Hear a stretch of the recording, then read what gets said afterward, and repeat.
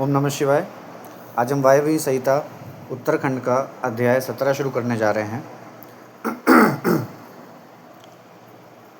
षंडव शोधन की विधि। उपमन्यु कहते हैं, यदुनंदन, इसके बाद गुरु शिष्य की योग्यता को देखकर उसके संपूर्ण बंधनों की निवृत्ति के लिए षंडव्द शोधन करें। कला, तत्व, भुवन, वर्ण, पद और मंत्र, ये ही संक्षेप से 6 अध्वा कहे गए हैं। निवृत्ति आदि जो 5 कलाएं हैं उन्हें विद्वान पुरुष कलाध्वा कहते हैं। अन्य 5 अध्वा इन 5 कलाओं से व्याप्त है।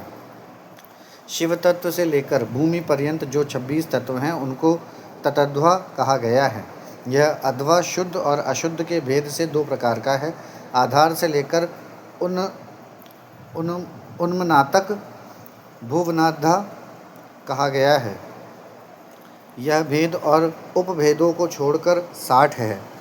रुद्र स्वरूप जो 50 वर्ण हैं उन्हें वर्णाध्वा की संज्ञा दी गई है। पदों को पदाध्वा कहा गया है, जिनके अनेक भेद हैं। सब प्रकार के उपमंत्रों से मंत्राध्वा होता है तो परम विद्या से व्याप्त है। जैसे तत्वनायक शिव की तत्वों में गणना नहीं होती, उसी प्रकार उस मंत्र नायक महेश्वर की मंत्राध्वा में गणना नहीं होती। कलाध्वा व्यापक है और अन्य अध्वा व्याप्य है। जो इस बात को ठीक ठीक नहीं जानता है वह अध्वशोधन का अधिकारी नहीं है। जिसने 6 प्रकार के अध्वा का रूप नहीं जाना वह उनके व्यापक भाव को समझ ही नहीं सकता है। इसीलिए अध्वाओं के स्वरूप तथा उनके व्यापक भाव को ठीक ठीक जानकर ही अध्व शोधन करना चाहिए। पूर्वत कुंड और मंडल निर्माण का कार्य वहाँ करके पूर्व दिशा में 2 हाथ लंबा चौड़ा कलश मंडल बनाए। तत्पश्चात शिवाचार्य शिष्य सहित स्नान और नित्य कर्म करके मंडल में प्रविष्ट हो पहले की ही भांति शिव जी की पूजा करे। फिर वहाँ लगभग 4 सेर चावल से तैयार की गई खीर में से आधा प्रभु को नैवेद्य लगा दे और शेष खीर को होम के लिए रख दे। पूर्व दिशा की ओर बने हुए अनेक रंगों से अलंकृत मंडल में गुरु 5 कलशों की स्थापना करे। 4 की तो चारों दिशाओं में रखे और 1 को मध्य भाग में। उन कलशों पर मूल मंत्र के नमः शिवाय इन 5 अक्षरों को बिंदु और नाद से युक्त करके उनके द्वारा कल्प विधि का ज्ञाता गुरु ईशान आदि ब्रह्मों की स्थापना करे। मध्यवर्ती कलश पर ओम नमः ईशानाय नमः ईशानम स्थापयामि कहकर ईशान की स्थापना करें। पूर्ववर्ती कलश पर ओम मम तत्पुरुषाय नमः तत्पुरुषम स्थापयामि कहकर तत्पुरुष की दक्षिण कलश पर ओम शिम अघोराय नमः अघोरम स्थापयामि कहकर अघोर की वाम या उत्तर भाग में रखे हुए कलश पर ओम वामदेवाय नमः वामदेवम स्थापयामि कहकर वामदेव की तथा पश्चिम के कलश पर ओम यम खद्योजाताय नमः खद्योजातम स्थापयामि कहकर खद्योजात की स्थापना करें। तदंतर रक्षा विधान करके मुद्रा बांधकर कलशों को अभिमंत्रित करें। इसके बाद पूर्वोक्त शिवाग्नि में होम आरंभ करें। पहले होम के लिए जो आधी खीर रखी गई थी उसका हवन करके शेष भाग शिष्य को खाने के लिए दें। पहले की भांति मंत्रों का तर्पणांत कर्म करके पूर्वाहुति होम करने के पश्चात प्रदीपन कर्म करें। प्रदीपन कर्म में ओम हुम नमः शिवाय फट स्वाहा का उच्चारण करके क्रमशः हृदय आदि अंगों को 3-3 आहुतियाँ देनी चाहिए। अंगों में हृदय, सिर, शिखा, कवच, नेत्रय और अस्त्र, इन 6 की गणना है। इनमें से एक एक अंग को 3-3 बार मंत्र पढ़कर 3-3 आहुतियाँ देनी चाहिए। इन सबके स्वरूप का तेजस्वी रूप में चिंतन करना चाहिए। इसके बाद ब्राह्मण की कुमारी कन्या के द्वारा काटे हुए सफ़ेद सूत को एक बार त्रिगुण करके पुनः त्रिगुण करें। फिर उस सूत्र को अभिमंत्रित करके उसका एक छोर शिष्य की शिखा के अग्रभाग में बांध दें। शिष्य सिर ऊंचा करके खड़ा हो जाए। उस अवस्था में वह सूत उसके पैर के अंगूठे तक लटकता रहे। सूत को इस तरह लटकाकर उसमें सुषुम्ना नाड़ी की संयोजना करें। फिर मंत्रज्ञ गुरु शांत मुद्रा के साथ मूल मंत्र से 3 आहुतियाँ होम करके उस नाड़ी को लेकर उस सूत्र में स्थापित करें। फिर पूर्ववत फूल फेंककर शिष्य के हृदय में ताड़न करें और उससे चैतन्य को लेकर 12 आहुतियों के पश्चात शिव को निवेदित कर उस लटकते हुए सूत्र को एक सूत्र से जोड़ें और हुम फट मंत्र से रक्षा करके उस सूत को शिष्य के शरीर में लपेट दें। फिर यह भावना करें कि शिष्य का शरीर मूलत्रयमय पाश है। भोग और भोगत्व ही इसका लक्षण है। यह विषय इंद्रिय और देह आदि का जनक है। तदंतर शांतियता आदि 5 कलाओं को, जो आकाश आदि तत्व रूपिणी हैं, उस सूत्र में उनके नाम ले लेकर जोड़ना चाहिए। यथा व्योम रूपिणीम शांत्यतीत कलाम योजयामि, वायु रूपिणीम शांति कलाम योजयामि, तजो रूपिणीम विद्या कलाम योजयामि, जल रूपिणीम प्रतिष्ठा कलाम योजयामि, पृथ्वी रूपिणीम निर्वृत्ति कलाम योजयामि इति। इस तरह इन कलाओं का योजन करके उनके नाम के अंत में नमः जोड़कर इनकी पूजा करें। यथा शांतितीत कलाय नमः, शांति कलाय नमः इत्यादि, अथवा आकाश आदि के बीजभूत हम यम रम वम लम मंत्रों द्वारा या पंचाक्षर के 5 अक्षरों में नाद बिंदु का योग करके बीज रूप हुए उन मंत्राक्षरों द्वारा क्रमशः पूर्वोक्त कार्य करके तत्व आदि में मलादि पाशों की व्याप्ति का चिंतन करें। इसी तरह मलादि पाशों में भी कलाओं की व्याप्ति देखें। फिर आहुति करके उन कलाओं को संदीप्त करें। तदंतर शिष्य के मस्तक पर पुष्प से ताड़न करके उसके शरीर में लिपटे हुए सूत्र को मूल मंत्र के उच्चारण पूर्वक शांतितीत पद में अंकित करें। इस प्रकार क्रमशः शांतितीत से आरंभ करके निर्वृत्ति कला पर्यंत पूर्वोक्त कार्य करके 3 आहुतियाँ देकर मंडल में पुनः शिव का पूजन करें। इसके बाद देवता के दक्षिण भाग में शिष्य को कुश युक्त आसन पर मंडल में उत्तराभिमुख बिठाकर गुरु होमा विशिष्ट चरु उसे दे। गुरु के दिए हुए उस चरु को शिष्य आदरपूर्वक ग्रहण करके शिव का नाम ले उसे खा जाए। फिर 2 बार आचमन करके शिव मंत्र का उच्चारण करे। इसके बाद गुरु दूसरे मंडल में शिष्य को पंचगव्य दे। शिष्य भी अपनी शक्ति के अनुसार उसे पीकर 2 बार आचमन करके शिव का स्मरण करे। इसके बाद गुरु शिष्य को मंडल में पूर्ववत बिठाकर उसे शास्त्रोक्त लक्षण से युक्त दंत धावन दे। शिष्य पूर्व या उत्तर की ओर मुँह करके बैठे और मौन हो उस दंतौन के कोमल अग्रभाग द्वारा अपने दांतों की शुद्धि करे। फिर उस दांतौन को धोकर फेंक दें और कुल्ला करके मुंह हाथ धोकर शिव का स्मरण करें। फिर गुरु की आज्ञा पाकर शिष्य हाथ जोड़े हुए शिव मंडल में प्रवेश करे। उस फेंके हुए दैतौन की यदि गुरु ने पूर्व, उत्तर या पश्चिम दिशा में अपने सामने देख लिया तब तो मंगल है, अन्यथा अन्य दिशाओं में देखने पर अमंगल होता है। यदि निंदित दिशा की ओर वह दिख जाए तो उसके दोष की शांति के लिए गुरु मूल मंत्र से 108 या 54 आहुतियों का होम करे।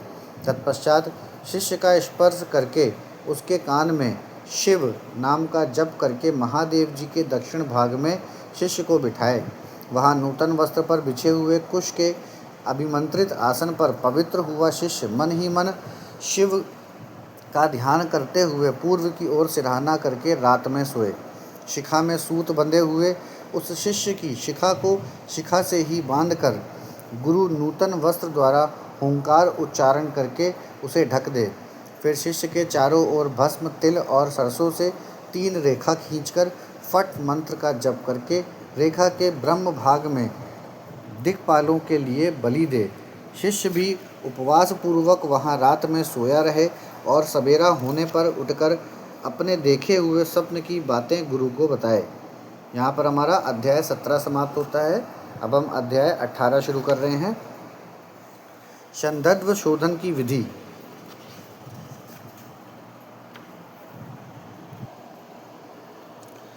उपमन्यु कहते हैं, यदुनंदन, तदंतर गुरु की आज्ञा ले शिष्य स्नान आदि संपूर्ण कर्म को समाप्त करके शिव का चिंतन करता हुआ हाथ जोड़ शिव मंदिर के समीप जाए।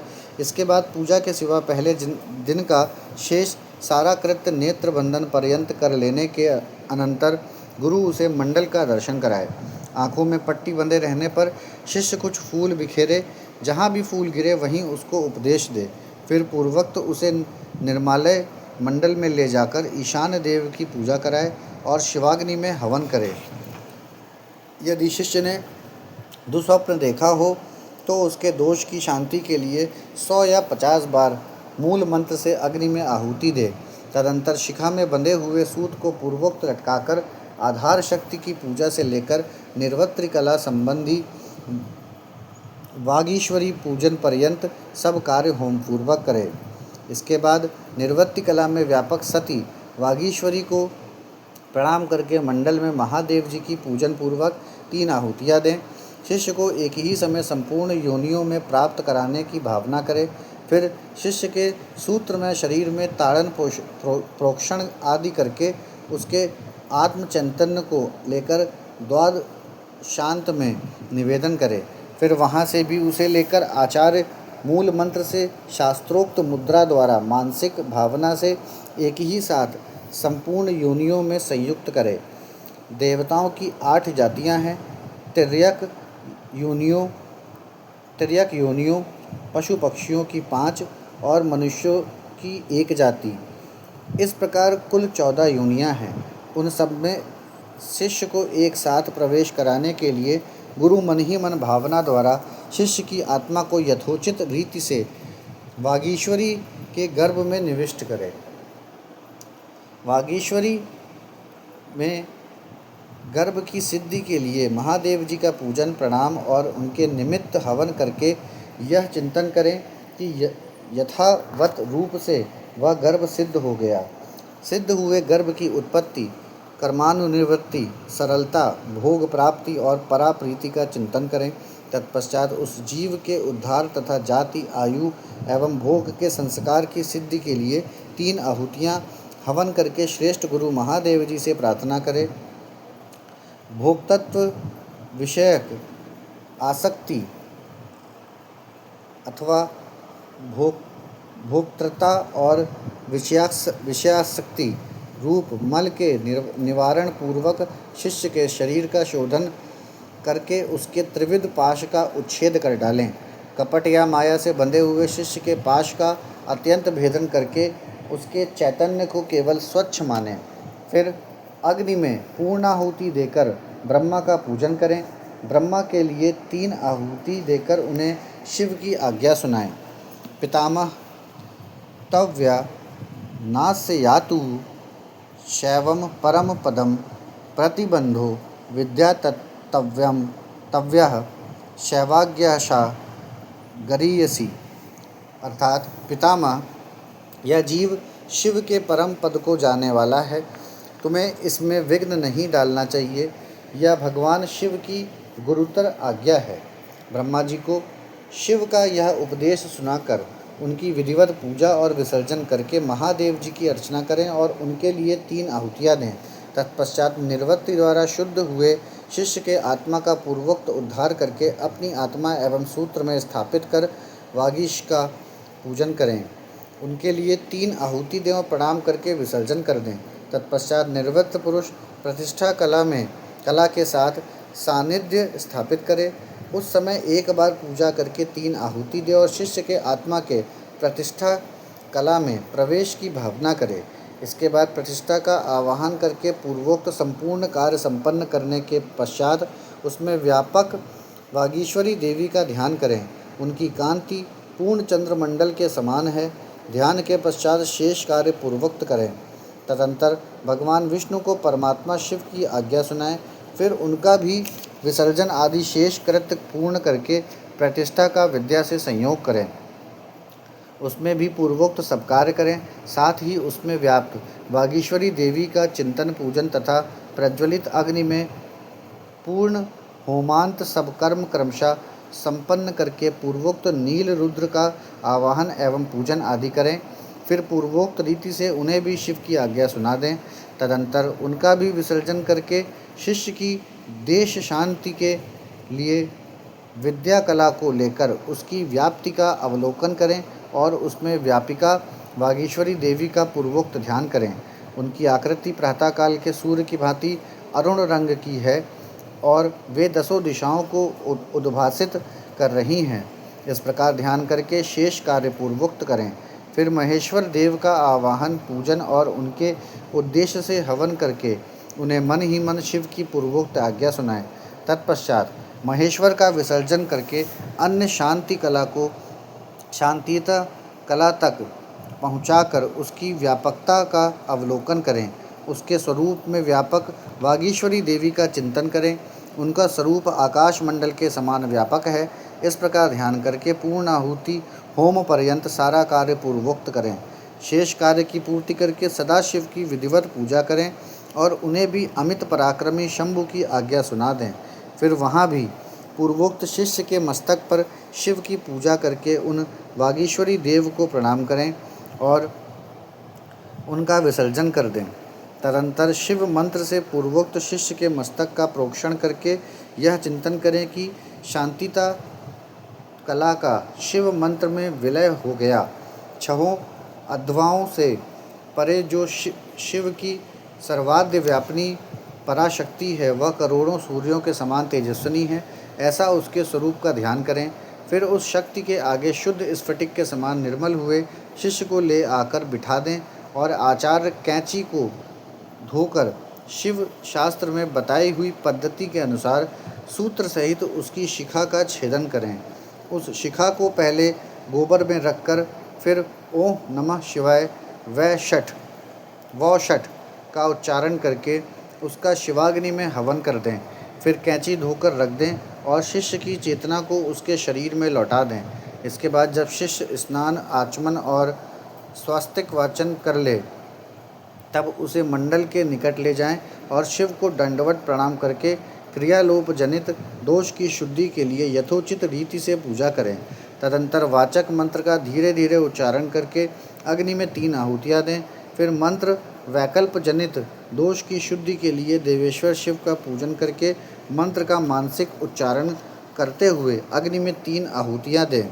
वहाँ मंडल में विराजमान अम्बा पार्वती सहित शंभु की समाराधना करके 3 आहुतियों का हवन करने के पश्चात गुरु हाथ जोड़ इस प्रकार प्रणाम करे। भगवन् सत्तत प्रसादेन शुद्धिरस्य षण्ढवनः कृता तस्मात् परम धाम गमयनं त्वाव्यम। भगवान आपकी कृपा से इस शिष्य की षण्ढव्द शुद्धि की गई, अतः अब आप इसे अपनी अविनाशी परम धाम में पहुँचाएँ। इस तरह भगवान से प्रार्थना कर नाड़ी संधान पूर्वक पूर्वोक्त पूर्ण आहुति होम पर्यंत कर्म का संपादन करके भूत शुद्धि करें। स्थिर तत्व पृथ्वी, अस्थिर तत्व वायु, शीत तत्व जल, उष्ण तत्व अग्नि तथा व्यापकता एवं एकता रूप आकाश तत्व का भूत शुद्धि कर्म में चिंतन करें। यह चिंतन उन भूतों की शुद्धि के उद्देश्य से ही करना चाहिए। भूतों की ग्रांथियों का छेदन करके उनके अधिपतियों या अधिष्ठता देवताओं सहित उनके त्याग पूर्वक स्थिति योग द्वारा उन्हें परम शिव में नियोजित करें। इस प्रकार शिष्य के शरीर का शोधन करके भावना द्वारा उसे दग्ध करें। फिर उसकी राख को भावना द्वारा ही अमृत कणों से आप्लवित करें। तदंतर उसमें आत्मा की स्थापना करके उसे विशुद्ध अध्वमय शरीर का निर्माण करें। उसमें पहले संपूर्ण अध्वों में व्यापक शुद्ध शांतियता कला का शिष्य के मस्तक पर न्यास करें। फिर शांति कला का मुख में, विद्या कला का गले से लेकर नाभि पर्यंत भाग में, प्रतिष्ठा कला का उसके नीचे के अंग में चिंतन करें। तदंतर अपने बीजों सहित सूत्र मंत्र का न्यास करके संपूर्ण अंगों सहित शिष्य को शिष्य स्वरूप समझें। फिर उसके हृदय कमल में महादेव जी का आवाहन करके पूजन करें। गुरु को चाहिए कि शिष्य में भगवान शिव के स्वरूप की नित्य उपस्थिति मानकर शिव के तेज से तेजस्वी हुए उस शिष्य के अणिमा आदि गुणों का भी चिंतन करें। फिर भगवान शिव से आप प्रसन्न हों ऐसा कहकर अग्नि में 3 आहुतियाँ दें। इस प्रकार पुनः शिष्य के लिए निम्नांकित गुणों का ही उपादन करें: सर्वज्ञता, तृप्ति आदि, अंतरहित बोध, अलुप्त शक्तिमत्ता, स्वतंत्रता और अनंत शक्ति, इन गुणों की उसमें भावना करें। इसके बाद महादेव जी से आज्ञा लेकर उन देवेश्वर का मन ही मन चिंतन करते हुए सद्योजात आदि कलशों द्वारा क्रमशः शिष्य का अभिषेक करें। तदंतर शिष्य को अपने पास बिठाकर पूर्वोक्त शिव की अर्चना करके उनकी आज्ञा लें। उस शिष्य को शैवी विद्या का उपदेश करें।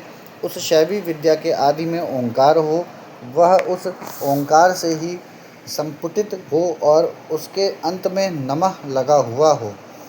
वह विद्या शिव और शक्ति दोनों से संयुक्त हो। यथा ओम ओम नमः शिवाय ओम नमः। इसी तरह शक्ति विद्या का भी उपदेश करें। यथा ओम ओम नमः शिवाय ओम नमः। इन विद्याओं के साथ ऋषि, छंद, देवता, शिवा और शिव की शिव रूपता, आवरण पूजा तथा शिव संबंधी आसनों का भी उपदेश दें। तत्पश्चात देवेश्वर शिव का पुनः पूजन करके कहें, भगवान, मैंने जो कुछ किया है वह सब आप सुकृत रूप से कर दें। इस तरह भगवान शिव से निवेदन करना चाहिए।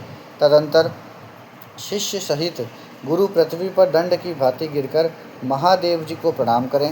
प्रणाम के अनंतर उस मंडल से और अग्नि से भी उसका विसर्जन कर दें। इसके बाद समस्त पूजनीय सदस्यों का क्रमशः पूजन करना चाहिए। सदस्यों और ऋत्विजों की अपने वैभव के अनुसार सेवा करनी चाहिए। साधक यदि अपना कल्याण चाहे तो धन खर्च करने में कंजूसी ना करे। यहाँ पर हमारा अध्याय 18 समाप्त होता है। ओम नमः शिवाय।